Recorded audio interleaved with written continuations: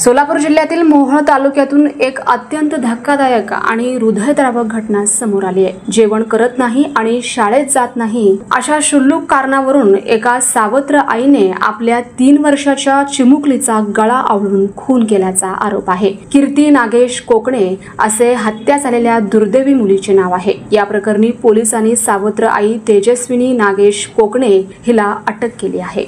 पोलिसांनी दिलेल्या माहितीनुसार नागेश कोकणे हे त्यांची दुसरी पत्नी तेजस्विनी आणि पहिल्या पत्नीच्या 2 मुली कीर्ती आणि आकृती यांच्या सोबत वडवळ स्टॉप येथे भाड्याच्या घरात राहत होते। गेल्या काही काळापासून सावत्र आई तेजस्विनी या दोन्ही सावत्र मुलींचा सतत छळ करत होती। जेवण न करणे किंवा शाळेत जाण्यास नकार देणे यासारख्या सामान्य कारणावरून ती मुलींना अमानुष मारहाण करत होती, अशी माहिती समोर आली आहे। शुक्रवारी सकाळी 10:30च्या सुमारास याच रागाच्या भरात तेजस्विनीने 3 वर्षीय कीर्तीचा गळा दाबून तिची हत्या केली। या गंभीर प्रकरणी महिला पोलीस कर्मचारी अश्विनी सतीश घोलप यांनी दिलेल्या फिर्यादीवरून मोहोळ पोलीस ठाण्यात तेजस्विनी कोकणे हिच्या विरोधात खुनाचा गुन्हा दाखल करण्यात आलाय। या घटनेमुळे वडवळ परिसरात हळहळ व्यक्त होत आहे।